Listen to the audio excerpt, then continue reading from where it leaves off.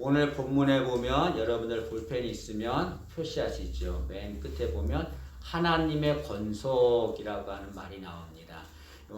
본문은 우리가 하나님의 권속이다라고 말하는데 권속은 가족이라고 하는 말이죠. 그래서 우리가 하나님의 권속이라고 하는 것은 우리는 하나님의 가족이 되었다 그런 말입니다. 여러분 우리는 원래 하나님의 원수였습니다. 하나님을 대적하고 하나님을 떠난 하나님의 원수였습니다. 그런데 그런 우리가 하나님의 가족이 되었다라고 말합니다. 어떻게 하나님의 원수였던 우리가 하나님의 가족이 될 수 있었습니까? 그것은 예수님께서 피 흘려 죽으셨기 때문이다라고 말합니다. 여러분 우리 읽지 않았지만 13절 말씀을 한번 보시죠. 13절 말씀 보시면 이제는 전에 멀리 있던 너희가 그리스도 예수 안에서 그리스도의 피로 가까워졌느니라. 여기 보면 우리가 전에는 어땠냐면은 하나님과 멀리 있었다라고 말합니다. 그런데 예수님의 피로 우리가 하나님과 가까워졌다라고 말합니다. 여기 하나님과 가까워졌다라고 하는 것은 하나님과 가족이 되었다는 것을 말하는 거죠. 그래서 우리가 전에는 하나님과 원수였어요. 하나님과 멀리 떨어진 자였는데 예수님께서 피 흘려 죽으심으로 우리가 하나님의 가족이 되었습니다. 여러분 하나님의 가족이 된다는 것은 정말 큰 복입니다. 왜냐하면 하나님의 가족이 되면 하나님의 것을 상속받기 때문에 그렇습니다.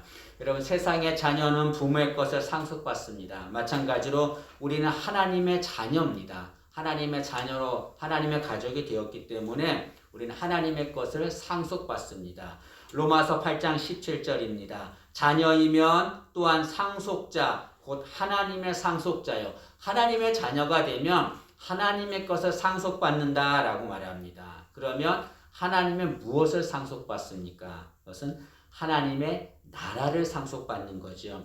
여러분 하나님의 나라는 이 세상과 비교할 수 없는 것입니다. 하나님의 나라는 하나님이 만드신 정말 영광스러운 곳이에요. 그런데 우리가 하나님의 가족이 되면 그 영광스러운 하나님의 나라를 상속받는다라고 말합니다. 그래서 하나님의 가족이 되는 것은 정말 큰 복인 거죠. 우리 모두 하나님의 가족이 되어서 그 하나님의 영광스러운 나라를 상속받기를 진심으로 소망합니다.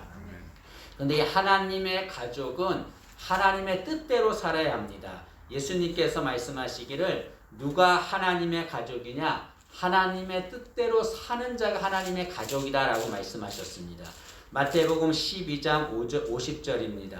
누구든지 하늘에 계신 내 아버지의 뜻대로 하는 자가 내 형제요 자매요 어머니니라 라고 말씀했습니다. 예수님 말씀하시기를 내 형제 자매 내 어머니 내 가족은 누구냐? 하나님 아버지의 뜻대로 사는 자 그런 자가 나 하나님의 가족이다 라고 말씀하고 있습니다. 때문에 우리는 하나님의 가족된 우리는 하나님의 뜻대로 살아야 합니다. 그러면 어떻게 사는 것이 하나님의 뜻대로 사는 것입니까? 오늘 그것에 대해서 말씀을 나누고자 합니다. 어떻게 사는 것이 하나님의 뜻대로 사는 것입니까?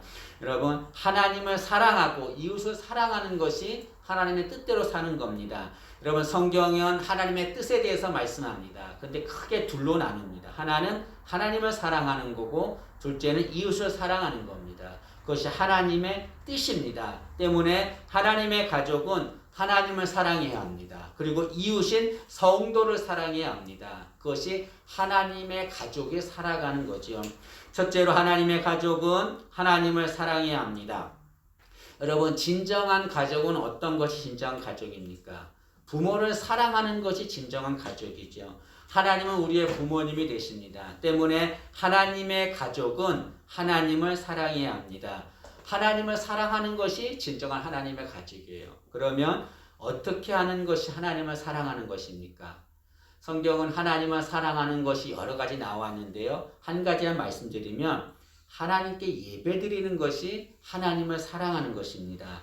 여러분 하나님을 사랑하는 자는 하나님을 높여드립니다. 그런데 하나님을 높여드리는 것이 무엇입니까? 그것이 예배입니다. 때문에 하나님을 사랑하는 자는 하나님께 예배를 드려야 됩니다. 여러분 하나님께 예배 드리는 것을 좋아하는 자들이 많이 있습니다. 성경에 여러 사람들이 하나님께 예배 드리는 걸 좋아했는데 그 중에 대표적인 인물이 다윗입니다. 여러분, 이 오벳 에돔이라고 하는 곳에 하나님의 법궤가 거기에 놓여져 있었어요. 다윗은 그 오벳 에돔에 있는 법궤를 가져오려고 했습니다. 그래서 제사장들을 데리고 가서 제사장들이 그 법궤 어깨를 메고 그 법궤를 가져옵니다. 그런데 다윗은 그 제사장들이 어깨에 법궤를 메고 6걸음을 걸으면 그곳에 멈춰서서 그곳에서 하나님 앞에 제사를 드렸습니다. 그것이 몇 번이나 되겠습니까? 6걸음 걸으면 거기서 멈춰서 제사를 드리고 다시 또 6걸음 걷고 거기서 제사를 드리고 제사를 드렸다는 건 예배를 드렸다는 것을 말하는 거죠. 다윗이 왜 이렇게 했습니까? 그것은 하나님 앞에 예배 드리는 것을 너무나 좋아했기 때문에 그렇습니다. 다윗이 시편에서 자신의 소원을 얘기합니다. 내게 소원이 있는데 그 소원이 무엇이냐면 내가 하나님을 바라보며 하나님께 예배하는 것입니다 라고 고백합니다. 시편 27편 4절입니다. 다윗의 고백입니다. 내가 여호와께 바라는 한 가지 일 그것을 구하리니 곧 내가 내 평생에 여호와의 집에 살면서 여호와의 아름다움을 바라보며 그의 성전에서 사모하는 것이니라. 다윗은 내가 하나님께 바라는 한 가지 일, 내 정말 진심을 다한 소원이 있는데 그것이 뭐냐면 성전에서 하나님 바라보며 하나님께 예배드리는 것입니다 라고 고백합니다. 다윗은 하나님께 예배드리는 것을 정말 좋아했습니다. 왜 그렇게 예배드리는 걸 좋아했습니까? 하나님을 사랑했기 때문에 그러는 거죠. 여러분, 하나님을 사랑한다면, 하나님의 가족이 되어서 하나님을 사랑한다면 다윗처럼 하나님께 예배드리는 것을 기뻐하는 자가 되어야 될 줄로 믿습니다. 그리고 올해 2월 8일 날 미국의 에즈버리 대학교에서 학생들이 이제 채플 시간에 수요 예배를 드렸습니다. 그런데 예배가 다 끝났어요. 예배가 다 끝났는데도 한 수명가량의 학생들이 예배당을 떠나지 않고 모여서 기도를 합니다. 기도하는데 그때 기도하는 순간에 그곳에 하나님이 강하게 역사하셨습니다. 그러자 그 하나님이 강하게 역사하자 어떤 일이 일어났냐면 놀라운 일이 일어났습니다. 학생들이 자발적으로 모여서 거기서 예배를 드립니다. 하루 24시간 동안에 쉬지 않고 예배를 드리는 거예요. 이 소문이 퍼졌습니다. 그래서 방송국에서 취재가 옵니다. 그러자 각지에서 해외에서 많은 사람들이 몰려와 그곳에서 예배를 드립니다. 그 예배는 2주간 동안이 계속되었고 그 예배에 참석하기 위해서 사람들이 6시간, 7시간씩 줄을 서가지고 그 예배에 참석하려고 했습니다. 방송국에서 그 모습을 방영을 했습니다. 그리고 한 학생에게 물었습니다. 이렇게 많은 사람들이 이곳에 와서 예배를 드리는 이유가 무엇입니까? 다른 곳에도 예배 장소가 있는데 왜 많은 사람들이 이곳에 와서 예배를 드리려고 6시간, 7시간 동안에 그렇게 줄을 서서 예배를 드리려고 합니까? 그러자 그 질문에 학생은 이렇게 대답합니다. 그 이유는 한 가지입니다. 그것은 하나님을 사랑하기 때문입니다 라고 고백했습니다. 여러분, 하나님을 사랑하기 때문에 6시간, 7시간씩 많은 사람들이 24시간 동안 예배를 드리는 거예요. 2주간 동안에 하루 쉬지 않고 그곳에서 예배를 드립니다. 정말 하나님을 사랑하면 하나님께 예배를 드리는 거죠. 우리도 이렇게 하나님을 사랑하는 마음으로 하나님 앞에 나와 예배드리는 우리가 되기를 진심으로 소망합니다. 여러분, 예배는 중요합니다. 예배가 무너지면 하나님의 사랑도 무너집니다. 여러분, 똑같은 상황인데 어떤 사람은 감사합니다. 어떤 사람은 불평합니다. 하나님께 원망합니다. 하나님 바라보지 않습니다. 왜 그렇습니까? 예배가 무너졌기 때문에 그런 거죠. 예배가 무너지면 하나님에 대한 사랑도 무너집니다. 하나님에 대한 사랑이 무너지면 원망과 불평이 가득합니다. 하나님 바라보지 않습니다. 그러나 예배가 살아나면 아무리 힘들고 어려운 상황이라 할지라도 하나님에 대한 사랑이 다시 살아나게 되는 거죠. 그로 인해 감사가 넘치게 됩니다. 지금 만약 하나님에 대한 사랑이 식어 있다면 지금부터 하나님 앞에 나와 예배를 드려야 합니다. 그러면 하나님을 사랑하는 마음이 다시 살아나게 될 줄로 믿습니다. 여러분 생각을 해보세요. 하나님을 사랑하면 하나님 앞에 나와 예배를 드립니다. 그렇게 예배드리는 우리의 모습을 주님께서 보시고 뭐라고 하실까요? 저는 주님이 감동하실 것 같아요. 주님을 감동하면서 네가 정말 나를 사랑하는구나. 네가 나를 사랑해서 예배를 드리는구나. 정말 고맙다. 주님 그렇게 말씀하실 것입니다. 여러분 하나님을 정말 사랑한다고 한다면 하나님 앞에 나와 예배드리는 우리가 되기를 진심으로 소망합니다. 그래서 하나님을 감동시키는 우리가 되기를 원합니다. 첫째로 하나님의 가족은 하나님을 사랑해야 합니다. 둘째로 하나님의 가족은 성도를 사랑해야 합니다. 여러분 간혹 나는 하나님을 사랑합니다. 그러나 성도는 사랑하지 않습니다. 라고 말하는 이들이 있습니다. 그는 진정한 하나님의 가족이라고 할 수 없습니다. 여러분 한 집안에 있는데요. 나는 엄마 아빠를 사랑해요. 그러나 형제를 사랑하지 않아요. 그것이 진정한 가족이 될 수 있을까요? 그렇지 않습니다. 여러분 진정한 가족은 부모를 사랑하면서 형제를 사랑하는 겁니다. 마찬가지로 하나님의 가족은 하나님을 사랑하면서 우리의 형제요 자매인 성도를 사랑하는 것이 진정한 하나님의 가족인 거죠. 여러분 초대교회 성도들은 이렇게 서로 가족같이 사랑하면서 예배를 드렸습니다. 이 초대교회 당시에는 노예는 물건에 똑같았습니다.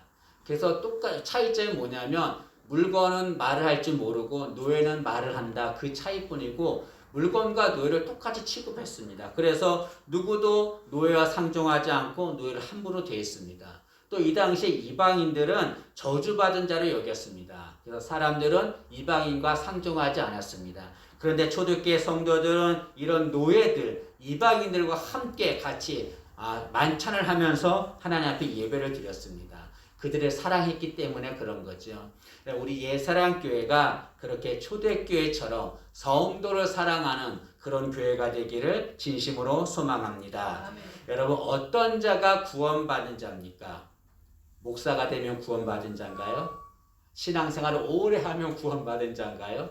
어떤 자가 구원받은 자입니까? 성경은 성도를 사랑하는 자가 구원받은 자다라고 말합니다. 요한일서 3장 14절입니다. 우리는 형제를 사랑함으로 사망에서 옮겨 생명으로 들어간 줄을 알거니와 사랑하지 아니하는 자는 사망에 머물러 있느니라. 여기 말씀 보면 우리는 형제를 사랑함으로 사망에서 옮겨 생명으로 들어갔다라고 말합니다. 이것은 구원받았다는 것을 말하는 거죠. 그러나 사랑하지 않으면 어떻게 됩니까? 그런 자는 사망에 머물러 있느니라. 구원받지 못했다라는 것을 말합니다. 성도를 사랑하는 자는 구원받은 자입니다. 그러나 성도를 사랑하지 않는 자는 구원받은 자가 아닌 거죠. 성도를 사랑하는 자는 하나님의 진정한 가족입니다. 그러나 성도를 사랑하지 않는 자는 진정한 하나님의 가족이라고 할 수 없습니다. 어떤 사람은 이렇게 말할 수 있습니다. 성도를 사랑하고 싶어요. 그런데 그 성도가 하는 짓이 너무나 잘못된 것만 하니까 그 모습 보고 있으면 사랑하고 싶은 마음이 사라집니다. 그래서 사랑하지 않습니다. 라고 말하는 이들이 있습니다. 그러나 여러분 성도가 사랑하면 그 성도를 감싸줘야 되는 거죠. 그리고 그 성도가 잘못을 했습니다. 나는 어떻습니까? 나는 주님 보시기에 완벽한가요? 나는 다른 성도들 보기에 완벽한가요? 잘못이 없나요? 다 똑같은 거죠. 여러분 성도가 잘못할 때 그 성도를 감싸주어야 합니다. 그것이 하나님의 가족인 거죠. 예수님께서 그 제자들의 발을 씻어주셨습니다. 그건 종이 하는 일입니다. 예수님께서 제자들의 발을 씻어줬는데 그 제자들 중에 누가 있습니까? 예수님을 모른다고 3번 부인한 베드로가 거기에 있어요. 예수님을 은 30년에 팔아버린 배신한 가룟 유다가 거기에 있습니다. 우리 같으면 예수님을 부인할 베드로한테 너 같은 놈은 안 돼. 쫓아낼 겁니다. 가룟 유다 너 같은 놈은 안 돼. 쫓아낼 겁니다. 예수님은 그렇게 하지 않았어요. 예수를 부인한 베드로의 발을 씻어줍니다. 예수님을 배신한 가룟 유다의 발을 씻어줍니다. 그 제자들은 예수님 십자가 달 때 다 도망갔던 자들이에요. 예수님은 그들의 발을 다 씻어줍니다.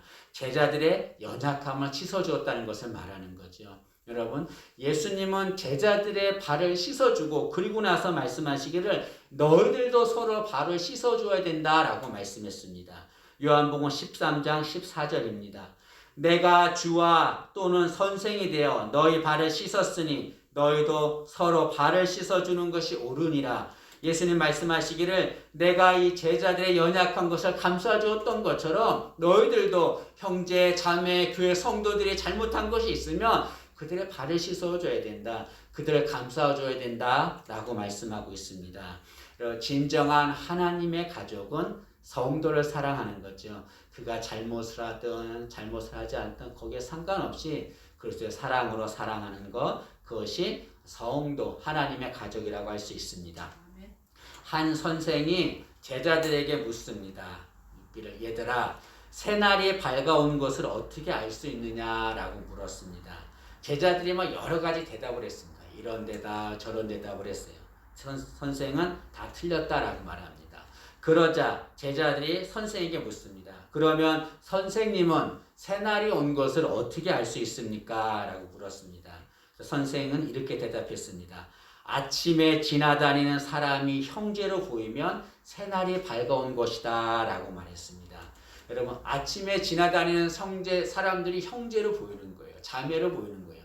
그러면 새날이 밝아온 것입니다. 그것은 무엇을 말합니까?